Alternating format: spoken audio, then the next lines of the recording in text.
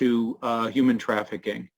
Now, my first exposure to this was about 35 years ago. I was living and working in Nepal. I was a public health officer, and my job was to translate resources into healthier people. What we were finding at that time was that there were girls that were 12, 13 years old who were HIV positive. We couldn't understand what was going on here. That's a very conservative culture. We should not have had that disease among that age group. So we went to go and interview the women and the girls. What we heard was pretty much the same story over and over again. And it went something like this. Human trafficker, guy around 20 years old, would go into a village situation and he'd flash a bunch of money around. He wanted people to think he was rich. He'd then say, I'm looking for a wife. Don't want an urban wife. I want a village wife. He'd find a girl 12, 13 years old, befriend her, then go to the family and say, I'd like to marry your daughter.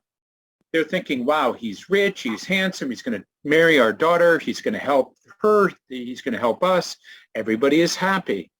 After a couple of days, they actually go through a wedding ceremony. The entire community is there. After the wedding, he goes to the family and says, I'm going to take your daughter to Kathmandu, the capital, but don't worry, I'll be back in about 3 months. But that isn't what's going to happen. Instead of taking her there, he takes her to Mumbai, India, to the red light district. He puts her in one of the rooms and he says, honey, stay here, I'll be back in a few minutes. As she was coming in, she saw all these women dressed funny, saw these men milling around. She says, no, don't leave me. He says, it's okay, I'll be right back. He then goes to the madam who runs the brothel to get the $500 US for having sold her to the brothel. He has the gold that went along with the wedding, and he hands the wedding pictures over to the madam. He then leaves to go back to Nepal to do this again and again, maybe 20, 30 times in a year. The madam then goes into the room where the girl is and says, guess what? Your husband just sold you to me, and you're going to be with 20 guys a day, every day, because I say so. You can imagine the girl's shocked. No, my husband loves me. Now that's what happens. When many of the girls internalize the fact that this is happening, many of them say, I will kill myself before I do those shameful things. The madam then brings out the photograph of the family and says, is this your mom, your dad, your brother? You hurt yourself, we'll hurt them. So in order to make her into a prostitute, it's quite simple. You bring in a couple of professional rapists, and over a couple of days, they'll just take this 12-year-old girl and rape her 20 or 30 times until she eventually just lays back and accepts what happens to her. After that, she's put on the line, which means that she'll be with 20 guys a day, every day, until she gets what's called black eye, where she's so depleted physically and emotionally and spiritually that nobody wants her, so they throw her out onto the street. Now, I was hearing this story over and over again, but I didn't understand the evil of it until I actually went to those brothels. I was invited by the Indian government to do public health checks. I had a police officer with me. Went into one of the brothels, and there was an 11-year-old trafficking victim. This girl saw this Caucasian guy, saw an opportunity, literally ran up, wrapped herself around me and said, save me, they're doing terrible things to me.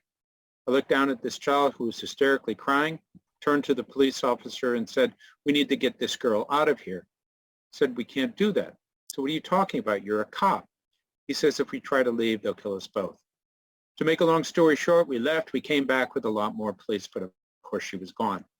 I would tell this story because I wasn't one of those 15-year-olds that said when I grow up, I want to be an activist. In fact, I did everything I could not to be one. But every once in a while in life, we are tested, and that was my big test. I failed miserably, couldn't eat, couldn't sleep, and finally did what a lot of activists do, surrender to the fact that now that I know about this, this is what I'm going to do with my life. And 35 years later, here I am talking to you. But it's not just women and girls, it's men and boys. You top right-hand photo is a fishing boat. Cambodian boy is told, well, we're going to put you on that boat. That boat's going to go out for a couple of months. You'll catch some fish. You'll come back. You'll have money in your pocket. So he agrees to go onto the boat. The boat goes out, but it doesn't come back after 3 months. This boat stays out for 4 years. This poor 15-year-old kid who's on the boat will end up working 17, 18 hours a day, every day. If he doesn't, he gets beaten, gets tortured, food gets taken away from him. The only food he'll eat the entire time he's there is rice and fish, nothing nutritious. Imagine what that will do to your body over time. In order to get them to work these long hours, they give stimulants, drugs. That wreaks havoc on his body. If he gets ill, if he gets injured, they don't bring the boat in. They throw him off the side of the boat. At the end of the 4 years, the boat comes in. The captain says, go away. Guy says, well, I'm going to tell the police what you did. Captain says, go ahead. We own the police. This is another form of human trafficking. And in this particular case, in the Thailand fleet, there's about 300,000, fishermen, and about 20% of them would fall into the category that I just described. Another example, a seafood packing company. In this particular case, a guy from Myanmar hears that there's work at in this particular location called Sumit Sakan. There's about 4,500 seafood packing locations there. He goes up to one of them and knocks on the door and says, I'm looking for a job. The foreman says, okay, I'll give you a job.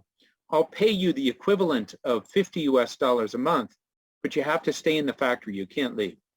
This person has never made more than $25 US a month. He's thrilled. He immediately accepts the job, goes into the factory, works under horrendous conditions, but at least he's thinking, I can send money home to my family.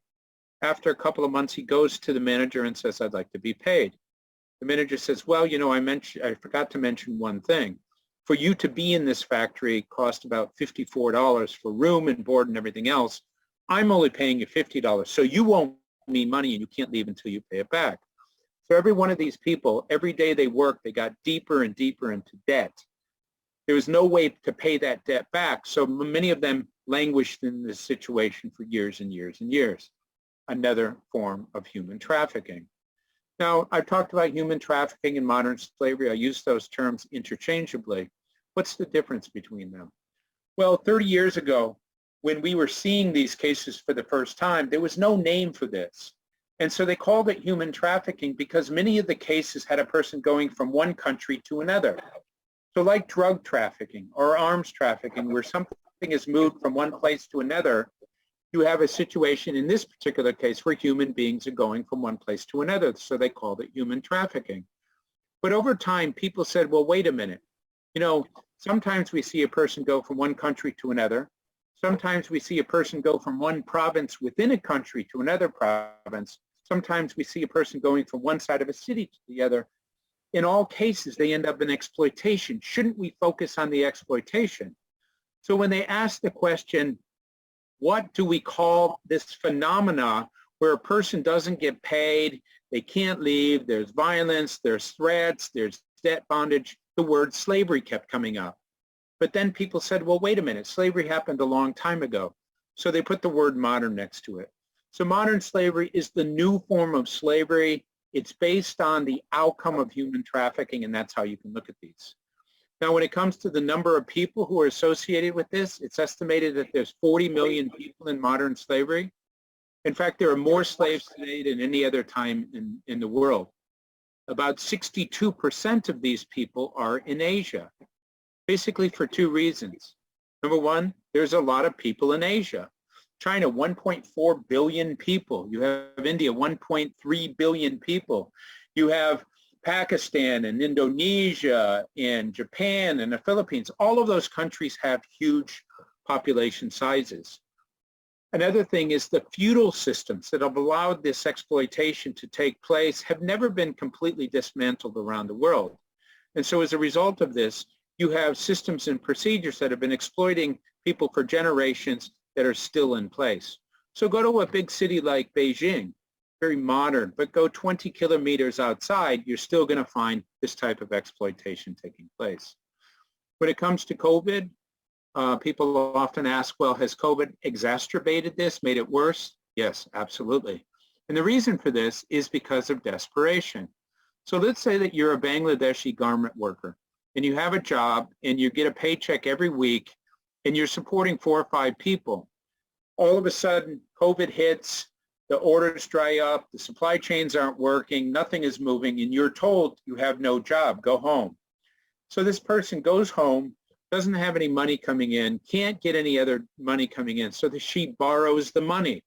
She's borrowing for months and months and months, and eventually the money lenders come and say, well, you have to pay this back. She says, well, I have no way of doing that. So they say, okay, well, then we need a family member to come with me. They're going to go off and work in a brothel, or they're going to work in a sweatshop or in a fishing boat. And as a result of that, we're seeing a significant increase in the number of people in this situation. To put this increase into perspective, some people say it could go from 40 to 60 million. And just to put the poverty element of this into perspective, the World Bank estimates that 500 million people who were out of poverty will go back into poverty as a result of COVID. You can see the issue that we're up against. The rate of exploitation, or the number of people who enter into modern slavery per year, per day, per hour, per minute, and basically it's about 9.2 million people per year. In a single day, somewhere in the world, 25,200 people are entering into modern slavery. In the time it takes me to do this lecture, about 1,000 people were new slave every 4 seconds. So if we count to 4, 1, 2, 3, 4, somewhere in the world, somebody's entering into a modern slavery situation, and the drum beats on and on and on. Now, there's what's called a slavery index. It counts and estimates the number of people in modern slavery around the world. I'll just use Australia as example. They estimate there's 15,000 people in modern slavery. I think that that number is way low. I think it's closer to about 40 or 50,000 when you include sex trafficking and domestic helpers that are being exploited. Then you have service industries, construction, agriculture, fishing, et cetera, et cetera. But every country in the world has this issue, and we have to kind of take that into consideration. When it comes to the age distribution, about a quarter of the cases that we're dealing with are children. The rest of them are adults. But when it comes back to us, as it relates to us as consumers, most people think that modern slavery and human trafficking is predominantly forced prostitution. This only represents about a quarter of the cases. The rest of the cases are forced labor cases, where we see people in these sweatshops and in the fishing boats and domestic helpers and so forth. But why this is relevant, especially now, and I'll talk about this more when I talk about ESG, is that out of the 75%, about 60% of them are associated with supply chains, where we get our electronics and our toys and our apparel and footwear and food and fish and so forth. So as consumers, we buy things, and a certain percentage of what we buy is tainted by modern slavery. We don't know which items would be tainted by modern slavery, but statistically speaking, a percentage of them would be. And the reason why this is relevant is because it then gives us a justification for saying that we as consumers are part of the problem. So just as with global warming, they started to say, because you use energy, because you use cars, and because you go on airplanes, you are contributing to the problem. You have to be part of the solution. The same can be said for modern slavery. We all have to be part of the solution. When it comes to who's supposed to address this, well, it's supposed to be governments, but a lot of governments don't like this topic. It's embarrassing for the government of Japan and Hong Kong and Bangkok, Thailand, the Philippines, and I dare say New Zealand and UK to have slaves in the country. Many governments do things, but usually not enough to really make a significant difference. When it comes to the United Nations, I worked for them for many years, about 6 years. I will put my hand on my heart when I say this. I believe in the United Nations system, but I spent a lot of time in five-star hotels eating really good food, basically not addressing the issue of modern slavery. So it's really the NGOs that are doing the lion's share of the modern slavery work. But if we go back to the statistics again, 75% of what we're dealing with is forced labor, and 60% of that is associated with supply chains. So the private sector has to be involved. So if you think governments don't like this topic, the private sector hates it because they're often on the receiving end of people saying it's because of their greed that they would use slaves willingly. Now, in reality, that's not the case for big brands, but consumers believe this, and this creates a big problem for the private sector. So what I'm going to show you now is how many people were helped out of modern slavery last year out of 40 million people. And then I'm going to show you how many people out of 500,000 criminals were put in jail. These are the numbers. Last year, about 100,000 people were helped out of modern slavery, 0.2%. When it comes to the number of criminals that were convicted, it was around 9,000, 0.8%. When you look at this, you might ask, does the counter-trafficking world not care? Are we lazy? That's really not the issue. The problem is this: the profits generated from modern slavery are 150 billion US dollars a year, second only to drug trafficking.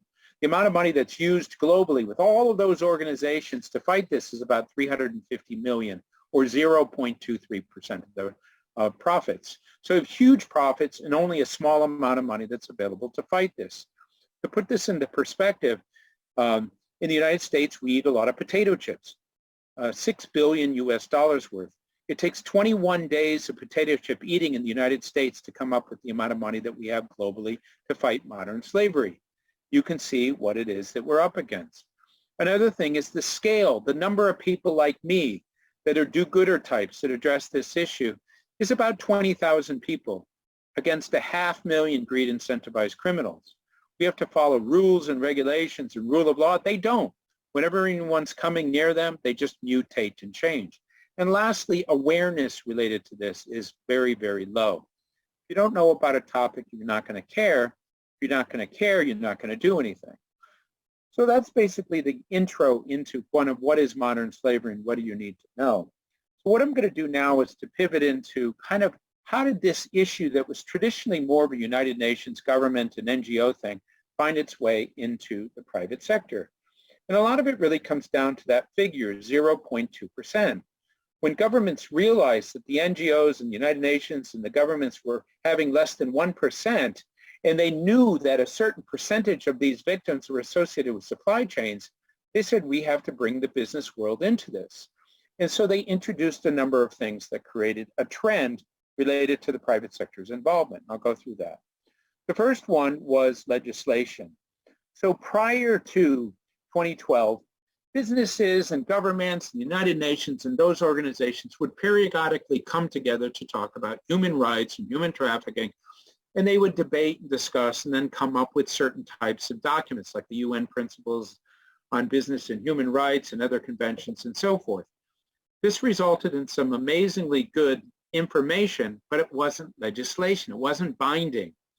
So the first real legislation was basically the California Transparency and Supply Chain Act. This came out in 2012. What this act basically says is that if you're a big company and you have profits of 100 million US dollars a year in either retail or manufacturing, and you have a single product in California, you have to put on your website what you're doing to address modern slavery. If you're not doing anything at all and you say that, you're in compliance, but you have to say something. This legislation is to allow consumers to know what companies are doing or not doing. Then the UK Modern Slavery Act came a couple of years later. It lowered it from 100 million US dollars to 36 million pounds, but it added additional things. Number one, it's an annual report that has to be filled out once a year, and it has to address a number of issues related to modern slavery. And that annual report has to be signed by the board of directors. Then the French Act came, the Australia Act. With each of these acts, what we're seeing is that they are adding more bells and whistles. So it was just initially posting on websites and then the annual reports. The German Act basically says you will have fines and penalties if you are caught having modern slavery, and the Canadian Act goes even further. So this legislation forces companies to step up and get involved in helping to address modern slavery. We're seeing large class action lawsuits against businesses. So let's say that you're a big retailer and you buy a lot of shellfish for your department stores in Europe and the United States. In this particular case, the lawsuits would be against these particular big companies because the plaintiffs are saying you're buying from a sector that could be tainted by modern slavery, which means you're contributing to modern slavery. And so what's happening is these cases are getting into the general public. They're making their way onto radio and television and the newspaper. This creates naming and shaming or reputational risk against these companies. Actually, in one case, the plaintiffs wanted on the side of the tuna fish for there to be a warning that says this product could be tainted by modern slavery. You could see the problem that companies would face in their supply chains related to that. We're also seeing the chocolate industry. They've been sued many times because in Africa, where the cocoa beans come, there's a lot of child forced labor that takes place. This is a huge risk for companies because it'll basically embarrass them and consumers won't go to them. Another thing we're seeing is a significant increase in media coverage related to this particular issue. And so what we're seeing is that every single year, the media coverage related to this is doubling. And as a result of this, the more media information you have out there, the more appetite there is for consumers to get more information. And so this particular issue is kind of the issue of our time.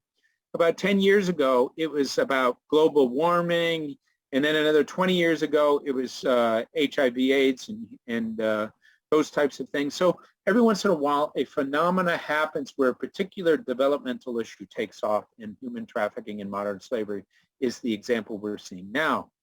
In some cases, we see that there are NGOs that go after big companies. So in this particular case, a particular company where the X's are, I'm not going to say the name of the company, was identified by this NGO as using palm oil and basically exploiting workers. So they had a list that included about 4 million people. And on that list, they basically sent emails to all those people to say, please send an email to this company. Here's the company's address saying that you're dissatisfied with what they are doing and put pressure on them to stop. You can imagine if you're a compliance officer and you have a really great weekend and you come in on a Monday morning and all of a sudden you get, 4 million emails that are very angry, not a good day for that particular company. Partly because that'll eventually make its way into the news and it'll create issues and problems for that particular organization. Another thing we're seeing is ESG. Now, ESG, as we know, is an acronym for environmental, social, and governance. It is a set of indicators used by big business to demonstrate that they're doing right by the environment, that they're doing right by workers and communities and by their own people. And so investment companies will look at those scores, and the scores that are high in ESG in terms of a business with purpose will basically get more investment opportunities. But post-COVID, this is changing, because this used to be more of an investment situation. But now, after COVID, people are saying it's not just about profit, prestige, or growth for companies. You also have to demonstrate to your company that cares. And if you don't, consumers aren't going to buy from you. And the reason why we know this is that we've done research. And as part of this research, it's identified basically that millennials care about this. 84% of the millennials in a recent study said that they cared about where their products came from and whether or not they're sourced ethically, whether it's on the social side or the E or the G. Another thing is these same individuals are taking over the responsibility for the large kind of investment funds. So if you have investment fund managers who care about a particular topic, they are going to be the ones that are going to make decisions on which companies do the right thing and so forth. And so this is going to have an impact. So let's kind of switch over to supply chains now. As we all know, supply chains are kind of where manufacturers basically have tentacles that go all the way down into communities at different levels in order to produce things. And so for the purpose of this discussion today, let's say that we're talking about a running shoe. Okay, so a typical running shoe company would have maybe 3 tiers. Tier 1, as you know, would be where the shoe would be manufactured, the various pieces would come together. Tier 2 is where the rivets and the shoelaces and the zippers and the sole of the shoe and the textile comes from. Tier 3 is the raw material.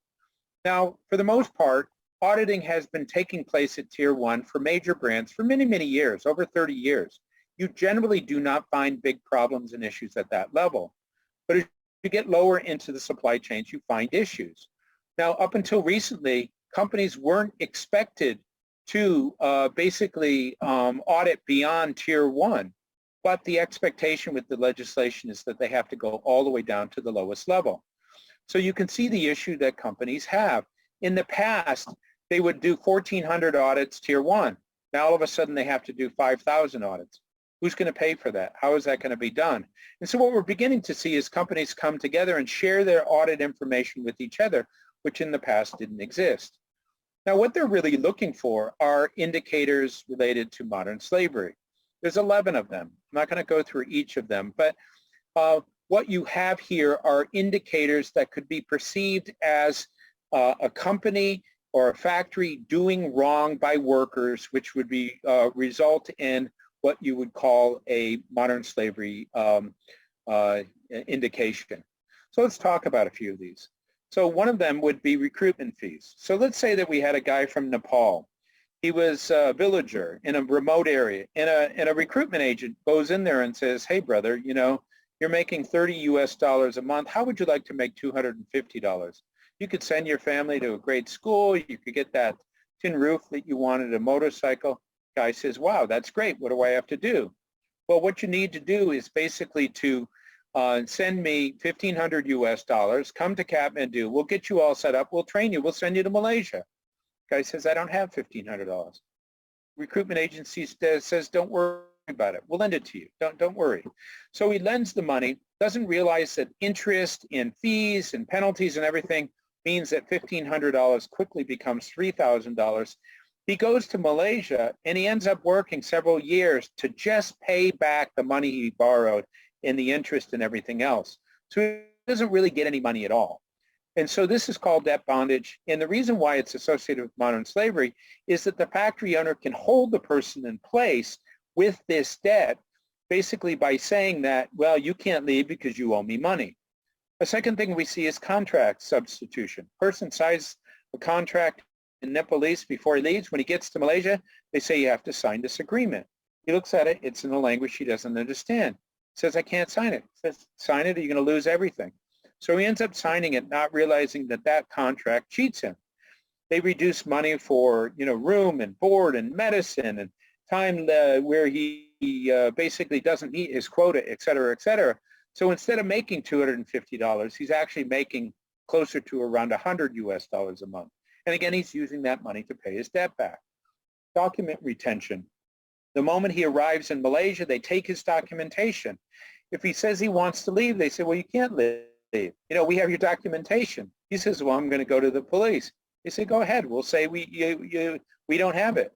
You're going to then be taken to a remand center or a prison. You're going to be sent home. You'll never be able to get another document. So that documentation leverage is holding somebody in place. And lastly, you know, an indicator of whether or not a person is being exploited is often their living situation. If they're living with 10 or 12 people in a tiny room and bunk beds with one bathroom, it's a pretty good chance that you have a modern slavery situation. So these are 4 out of the 11 indicators. Well, so what companies are doing in order to address this?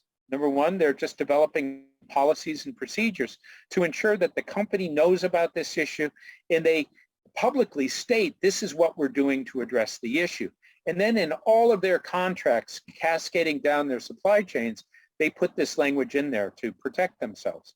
They're training everyone from C-suite, all of the people within the brand, and also training factories and sub-factories in local languages so people know what their rights are, so that if auditors come in, then the auditors know that these employees already know what their rights are. We're seeing more social audits, but the audits are using more forensic accounting, where you actually not only look at the factory, but you look at the books. So if you look at the books and identify that the amount of money that is being used for salaries is inconsistent with the number of employees, that you can't possibly link those up because that means that you would be paying them under minimum wage or well below that, that type of accounting can be used. And I'll talk about that as it relates to where you guys are going with your own careers in the future a little bit later. We're seeing more responsible recruitment where the brand says we won't work with a factory that allows any indebtedness to be there. So if a person comes from Nepal, ends up in Malaysia, then that factory has to pay their debt back, or we as a brand are not going to use you as a factory. That reduces that issue. And lastly, grievance mechanisms, hotlines, apps that are used by employees to basically allow them to talk about the fact that they're being cheated or treated poorly. All those kind of things are built into it. So we're seeing a significant shift in the way that organizations are running things. Now, when it comes to the big 4 accounting firms, they are now getting involved in these audits. They will include questions related to this. They will be included in the social auditing. They'll be included in ESG related to this. And just to put that into perspective, we know that there are significant interventions being set up all over the world related to the accounting companies. I'll talk a little bit about that later. But the difficulty for a lot of organizations related to this particular topic comes down to this slide. Now, when I was in Bangkok, and I was there for 10 years, I worked on animal trafficking situations or wildlife trafficking. And what would happen is we'd find a box of turtles, and we knew that they were illegally being taken out. And the easy thing to do is to just go right out into a forest somewhere and let the turtles go. Now, when we're talking about human beings, it's not like that. You have to cater to the fact that they've been traumatized. You have to give them counseling. You have to give them medical care. You have to address their repatriation needs. You have to give them legal support. So getting involved in addressing this type of a situation is a huge headache for many organizations, and that's why they do a lot of things in order to prevent themselves from getting caught in this situation. So the organization that I run is called the Mekong Club. Now, after working on developmental issues for 25 years, working with the governments and the NGOs, I started to work with the private sector. And the reason why we came up with this particular name, the Mekong Club, is because it doesn't say what we do. Now, usually in marketing, you want your brand to reflect what it is that you do, especially if you're a non-government organization. But in this particular case, we wanted the opposite, because if companies saw human rights or human trafficking in our name, they wouldn't come to us, because we work with them in a positive, supportive, non-naming and shaming way. We help them with the issue. If they run into issues and problems, we work with them. So the types of organizations that we work with are a part of an association that we have, and it includes banks, manufacturers, retailers, and the hotel business. Now, you've heard me talk about retailers and manufacturers. Why would the banks be concerned about this? Well, if $150 billion is generated from modern slavery, any of that money gets into a modern bank, the bank gets fined and penalized for money laundering. One bank in Australia was fined 1.3 billion Australian dollars because they didn't pay attention to online sexual exploitation of children in the Philippines. Why do the hotels need to be concerned about this? Because they buy seafood from Thailand, and that could be tainted by modern slavery. They bring in a lot of workers from overseas. There could be indebtedness, and they have sex trafficking that's an issue as well. So what we do is we onboard organizations by asking them to fill out a self-assessment. The self-assessment helps us to understand where a company is in their journey in addressing modern slavery. And as a result of that, we help them to develop a strategy and approach. We also offer a variety of different types of tools associated with modern slavery. For example, we have e-learning toolkits that allow for companies and employees within brands and C-suite and everyone else to learn about modern slavery in their own language in bite-sized pieces. Each of these 15 videos is only about 3.5 minutes, and so it allows people to kind of get some information and then watch another one and another one, but they don't have to watch a long 45-minute expose. We develop apps. This particular app is called Apprise. And so auditors would go into a factory and they would perhaps go onto the floor where the workers are, go up to workers and get them to press the flag from where they come from. And then with headphones on, that worker would hear a statement that says, we're going to ask you some questions. Based on the questions, answer with yes, which is green, or no, which is red. So you offer them a bunch of questions. Some of the questions are you indebted? You need help?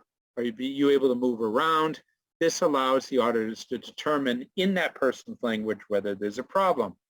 We develop dashboards by taking anonymized audit information to determine within a particular location what types of patterns exist. This happens to be a province, I believe, in China, and as a result of this, you can see the ILO indicators that are breached based on this. And so the brands can determine whether they want to work in this particular location or not. We do remediation work where we train companies on what they need to do in order to address the issue of modern slavery. And so if they press any of these boxes, they get the details that they need to follow a particular path. So if you're a communications officer, you'll follow this particular organogram in a particular direction. If you're a compliance officer, you'll do it in a different direction, but each of them get all the information that they need. Okay, so I'm going to wind up this talk with just another perspective on this. I've talked about it from the corporate side and supply chain side, but I'm going to talk about it as individuals, as human beings listening to this talk. So years ago when I was living and working in Nepal, I desperately wanted to do something to address modern slavery, so I decided I was going to write a book. As part of this book project, I went from shelter to interview the sex trafficking victims. I went to one shelter and there was a victim whose name was Gita. And every time I approached her, she said, no, I don't want to give you my story. But she sat and listened to all the other stories that were being offered. Finally, when I finished and I was leaving, Gita comes running up and said, I changed my mind. You can have my story. So she sat on one side of the table. The rest of us sat on the other side of the table. And over a 3-hour period, she just told the worst story of rape and torture and disease and everything you could possibly imagine. I honestly didn't know what to say to this girl. This was the worst story I had ever heard. Finally, I turned to Gita and I said, wow, Gita, you must be so angry at the traffickers for the horrific things they did to you. She paused, and then she said, no, I'm angry at you and you and you. She pointed at us. She said, where were you? Said that every day she prayed for somebody to come and help. Nobody came. Said she basically went to school till she was 12. She knew that everything around her was right out in the open. All this illegal activity, nobody was doing anything. She said she wasn't angry at the traffickers. She said they're just bad people being bad people. Said she was angry at the good people, at society for not caring enough to allow a 15-year-old girl to be commercially raped 7,000 times only to eventually get AIDS and she was dying. Now I tell this story because Gita called us all out. The 20,000 people like me that work on this are only able to help about 100,000 or 0.2% of the victims. So what we really need is for everyone to do something. And so if I could get each of you to just do one thing a year, that's, I don't know how many people on this call, but maybe that's 20 things that are done. If I could get 100,000 people or 1 million people to do one thing, that adds up. You might ask, well, what is it that I can do? Well, one thing you can do is learn about a particular topic. And guess what? You just learned about this, and so you've done your one thing. How easy was that? But if you go and tell 2 or 3 or 4 other people you've done another thing and another thing and another thing, that all adds up. Another thing you can do is to be a responsible consumer. Before you go out to a branded place, go online to see whether or not they have policies in place. They do, congratulate them. If they don't, say, listen, I like your products, but I'd feel a whole lot better basically if you had policies and procedures in place. That's simple. It can be done in a non-confrontational way, and it really adds value. You can volunteer. Most of my volunteers, I have about 70 of them, are either students or corporate people who want to give something back. In fact, my youngest volunteer is 9 years old. She heard about me in one of my documentaries. She came to me and said, Mr. Friedman, I saw you in a documentary. I want to help. What do you need me to do? I said, you're 9 years old. She said, so what? I said, you're 9 years old. She said, 9-year-olds are the new 16-year-olds. Give me a chance. I asked her what she felt she could do. She said she could find anything on the internet. And sure enough, she could. I gave her some assignments. She was able to find things that my second-year Yale Law students couldn't find because it was her inherent gift. We apply what it is that we're good to working in volunteer situations. We can help address the issue. And lastly, fundraising or basically, donating. During COVID, a lot of organizations, including my own, have ended up in a situation where, the resources aren't there anymore.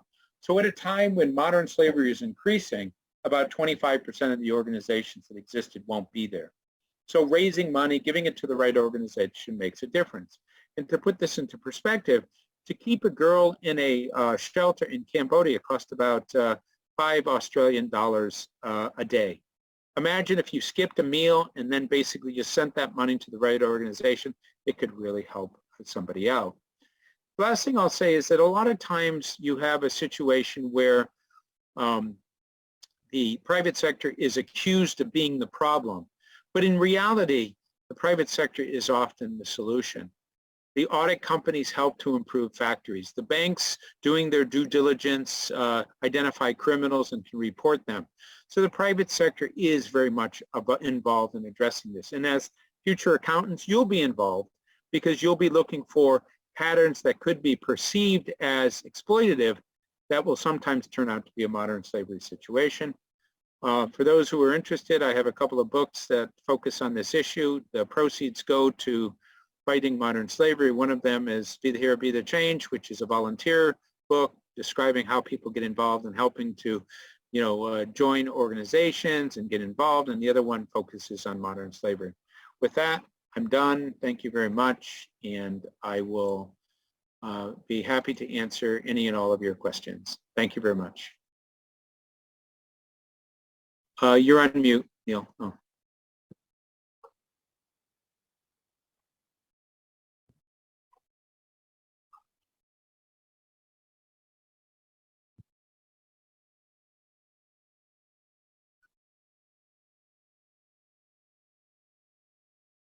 Welcome, Neil.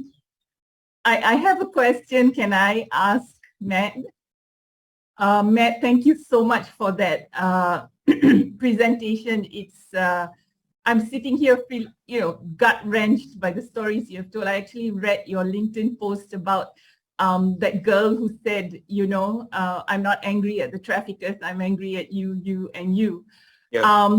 I do work around forced labor, and I look at the legislative perspective to everything, and what you spoke about supply chain, and I is something that I think as well, and there's just a huge lack of regulations regulating supply chain management, like you mentioned in the California Transparency Act and things like that. And we have a host of other problems like corruption and all these other things. But what I want to ask you is something more personal. You do a lot of work on the ground, and it's just amazing. How do you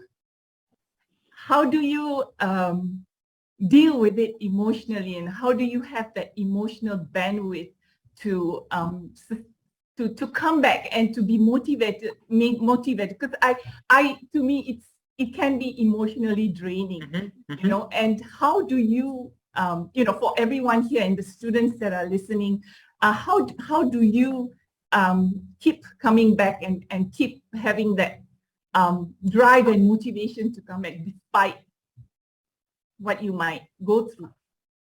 Great question. So I've been doing this for over 30 years, and in the early days, if you see me in early documentaries, I'm this young, kind of angry activist. We have to go after people, we have to stop this, the governments are so involved and so forth. And in my career, I've burnt out about 3 times. And when I say burned out, I just get to a point where I get overwhelmed with the pain and suffering, and I get depressed, and I eventually just say, okay, I'm done with this. I can't do this anymore. But the thing about causes like this is we don't pick the cause picks us. So eventually what happens is after a couple of months, I start reading the articles again. I start getting the phone calls. I start answering the emails, and then I come back, but I come back a little stronger than I was before. I develop a little bit of a sense of defense mechanisms to protect myself. I put better boundaries, and then so I go, and then I crash, and then I come back, and I go a little bit higher, and so forth. So that happens, and years later, I face some of the most horrific things you could possibly imagine. But it's kind of like a paramedic driving up to a car crash. You get used to it after a while. The other thing is, to me, the emotional side isn't so much related to the victims themselves. It's the frustration that we're not having more than 1% impact. And so what we have to do in my world is to use the starfish parable. Do you know that? Okay, so those of you who don't know it, in this parable, you have a dad and his son, and they're walking along this 10-kilometer beach. And the dad, every few feet, sees a starfish that's been beached, and he picks it up and tosses it in the water, and he sees another one, picks it up and tosses it in the water. His son looks at his dad and says, "Dad, this beach is 10 kilometers long. You can't possibly save all those starfish. What difference does it make?" Father looks at the son and says, "Well, to each starfish that gets into the water, it makes all the difference in the world." So what we have to do is we have to give ourselves credit for small victories. Each person that we help is a victory. Each person that we prevent from getting into modern slavery is a victory, because if we don't do it that way, we'll look at these big numbers, we'll get overwhelmed, and we'll get shut down. And so that's kind of the way that I address this issue. Thank you, Matt.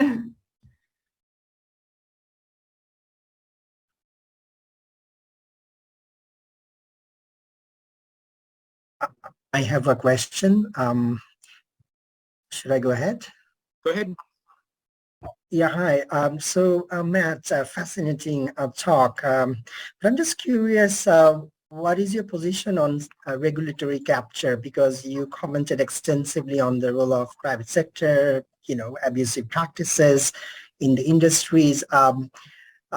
But in a number of instances in emerging Asian countries where government is desperate for growth, it has offered hidden subsidies to businesses by compromising labor standards. And often this has happened in transboundary settings where government agencies who are supposed to protect workers have colluded to profit from their desperation to go overseas for migration purpose. And Malaysia is a great example of that. And there's a term in political science called, if I'm not mistaken, iron triangle, where bureaucracy, politicians, and profit seekers would actually come together and collude in the name of protecting workers. And again, I don't want to be too graphic, but I hope you get the drift. There are a couple of instances. And I'm just curious, what is your take on this? Because, what hope do we have? End of the day, when regulators and lawmakers who should be responsible are actually, in many ways, the reason why workers are being exploited. Thank you. Yeah, I'll say this: all over Asia and all over the world, you have these parastatal situations where private sector and government come together in unity. And a good example is in Indonesia, related to domestic helpers, where you have a lot of parastatals where the government benefits as much as the private sector. And the person receives a situation where she pays money and then she ends up working in Indonesia for 7 months as so-called training before she goes off to Hong Kong or Singapore. Somebody's pocketing that situation. So if a do-gooder type group like us feels like we want to go and try to address that, we're going against government people who have kind of an ATM for printing money for themselves. You're absolutely right. When regulators are involved in anything that is a conflict of interest, then they shouldn't be that way, but we see it all over the place. When it comes to addressing corruption, those types of things, for me, I can't fix that, very easily. So what we try to do is to look for the low-hanging fruit, the businesses and the farms and the fishing boats and so forth that aren't colluding with regulators, that don't have any corrupt relationships to protect them, so that we can then go after them. So you start with that, and then eventually over time you change things. Now, if I look at my own country, the United States, in the 1930s, big business and the mafia were all collected together. There were no rules and regulations, and gradually over time it got better and better. It still has corruption. It's just so hidden you don't see it. But the point is that lots of countries are in a kind of developmental phase of eventually improving their ethical standards, because if they don't, they'll be left behind, especially now with ESG. With ESG putting an emphasis on the fact that on the G side, you really can't have fraud and corruption and bribes and all kinds of other things taking place. If you do and you are found to have that, it's going to have a devastating impact. Basically, the outside kind of entities, the brands, are going to influence the change that will take place in many of these locations. We're seeing that. If you look at a Chinese factory 30 years ago, and I did, compared to what they are now, they're excellent. Partly because of the outside influence of the private sector, and partly because of the pressure from the government itself to want those factories to be that way, so that they don't reduce people going off into other locations. So you're absolutely, it's a good comment, but at the same time, it's not an easy thing to address because you're reaching into people's pockets that they don't want you to be doing that.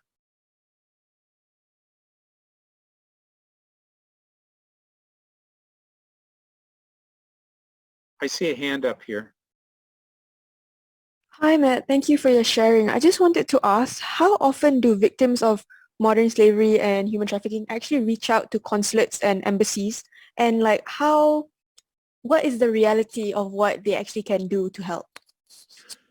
I won't mention the country, but I'll mention that in the Middle East, you have a particular country that sends people there. And when they get there, they are exploited and they are sexually abused and mistreated and so forth. So they go to their embassy, and the embassy basically says, well, if we send you home, you're going to lose all the money that you put up front, so I'll put you in another home. You have to pay me for that particular month. And then the person ends up in the same situation until eventually they just accept the fact that there's nothing that they can do. That's the negative side. The positive side is the Philippines, for example, have liaison people within the Middle East that will go and check on these people. And so they are playing a more responsible role in kind of addressing that type of a situation. But, you know, at the end of the day, unless you have somebody monitoring what's happening in these locations, it's going to take it's going to happen.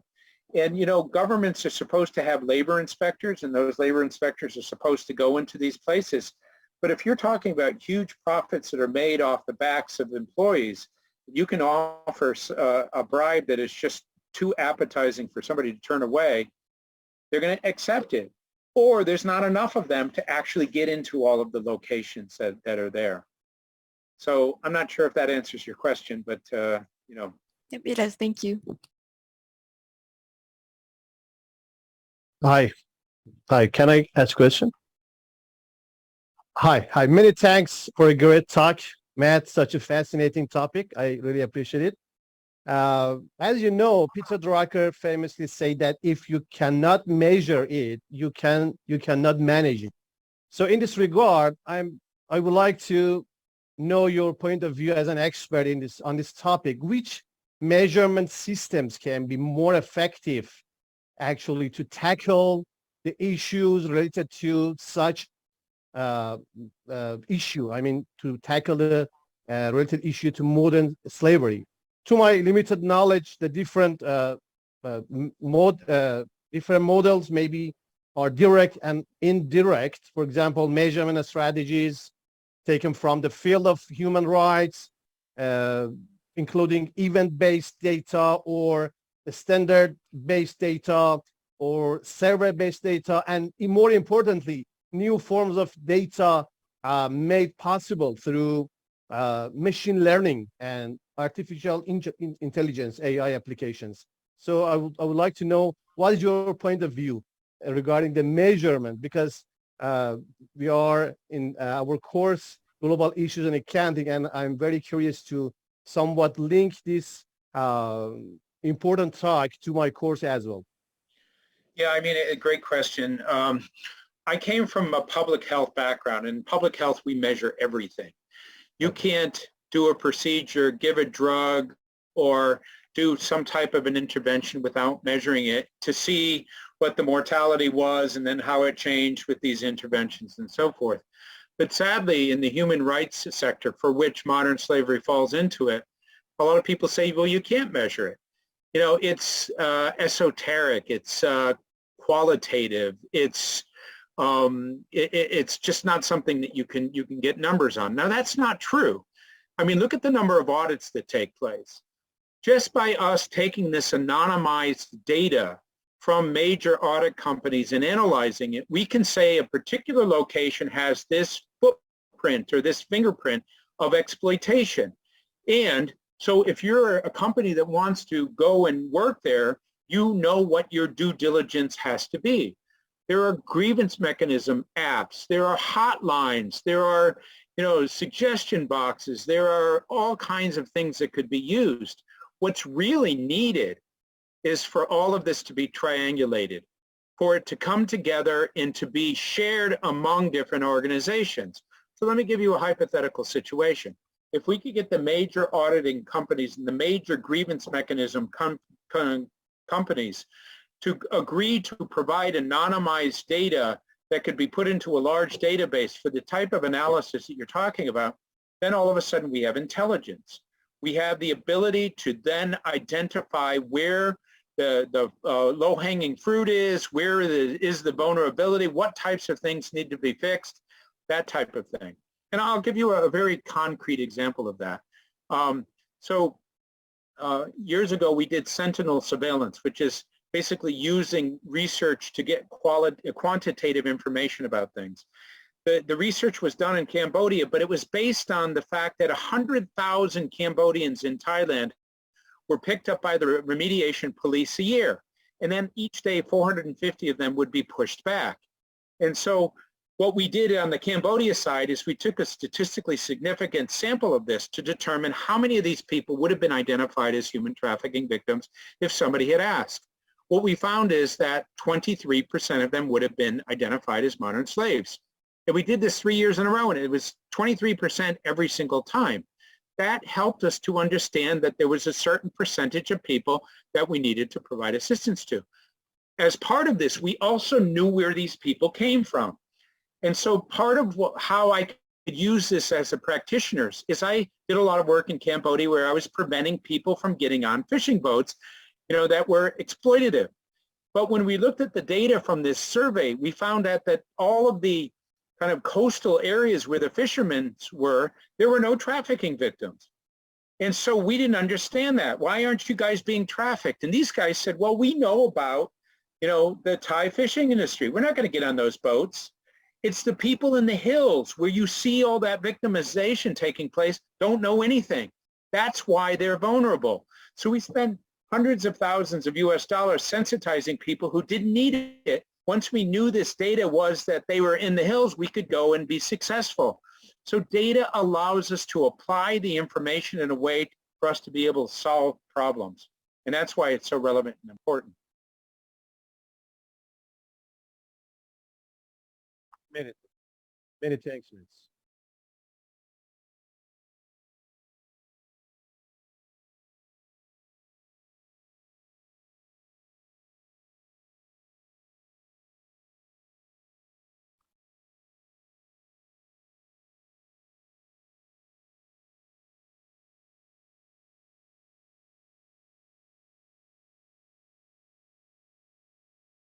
Can I just add something?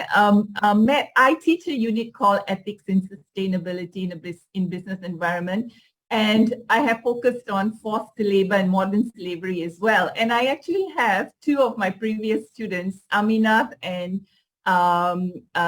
Sumaita, who have joined the Million Makers. And yes. I believe that is a global program, which is a collaboration with Mekong Club, Unseen UK, Slavery Free, and Blue Number. Yes, and it's really, I was really so happy with the path that they took to look at data. You were talking about data, to look at data identity, to look at tracing migrant workers and looking at the work they do in supply chain and forced labor. Yes. So can you tell us a little bit more about that program and, what exactly it is and how we can get involved, students could get involved? Well, let me just say that those students are amazing, super smart, super capable, super innovative, hardworking, et cetera, et cetera. So you generate some successful professional candidates. A Million Makers based on the idea that most organizations attempt to basically collect information and then they keep the information, whereas in this particular case, people are paid to give their information. So they own the intellectual property. So if a brand wants to know what's happening in Bangladesh, they have to basically reimburse those people who are providing their opinions and their experiences with something. It's not a lot of money, but it's enough to allow for the person to feel like they're not being taken advantage of. And despite the fact that they're getting money, they tend to be very honest about what they're saying. And they're honest because, a lot of people, when asked questions related to what their experience is, that are migrants will answer because that's just the way they are. And so what I really like about it is that it will eventually develop a platform that will have all kinds of bases of people that you can tap into to ask questions about what's happening in a particular location, either in a geographical location or specifically available to a factory or to an industrial park or other locations. And so we're very excited about this.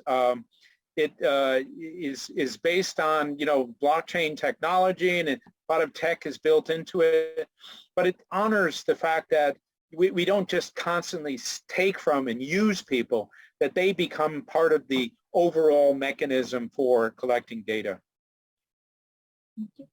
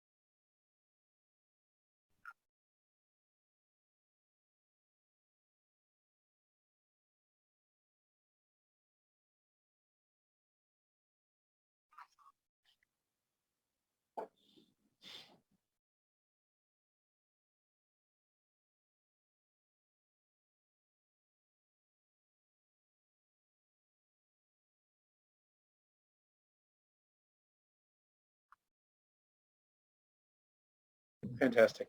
Thank you, Okay, Matt. well, thank you all very much, and I'll leave you to it. Bye-bye.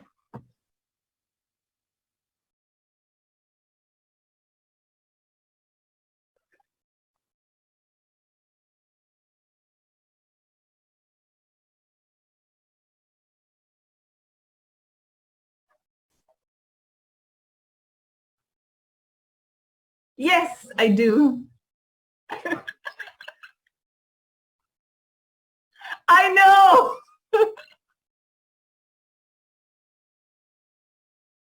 It's ethics and sustainability in a business environment.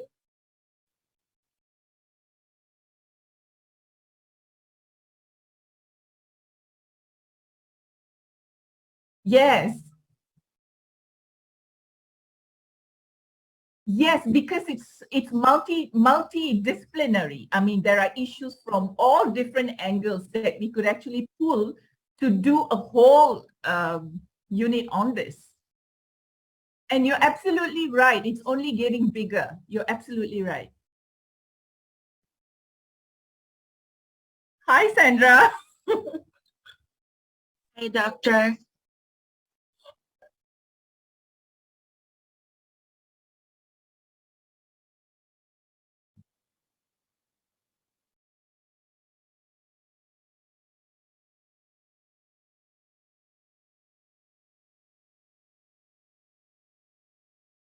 But thank you, Neil. This is amazing. He's fantastic. Amazing. Yes. Yeah.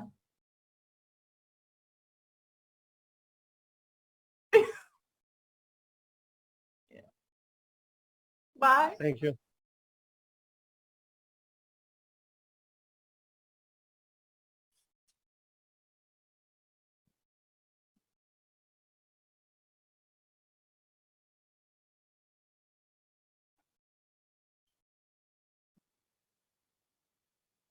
Bye. Thank you all. Cheers. Thank you.